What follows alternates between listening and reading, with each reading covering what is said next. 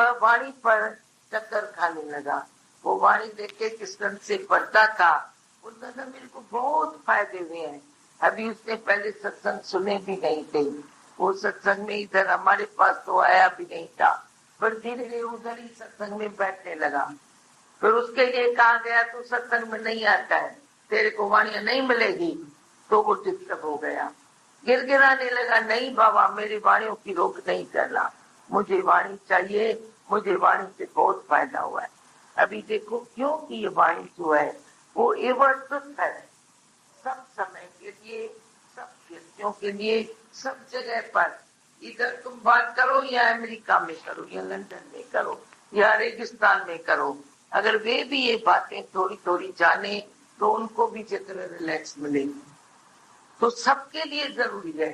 आते हैं ना इधर बहुत काम करने वाले भी आते हैं, तो वो भी बोलते हैं कि हमको कितना इससे फायदा होता है, शांति मिलती है।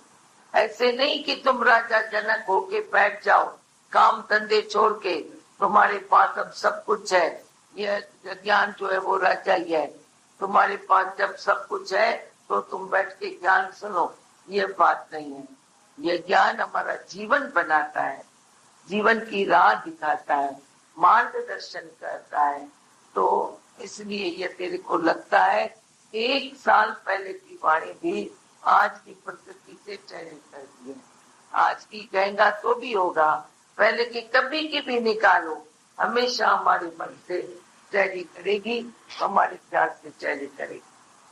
हाँ हाँ, और कभी भी खोल के पढ़ेगा, तेरे को जो जरूरत की वो मिल जाएगी।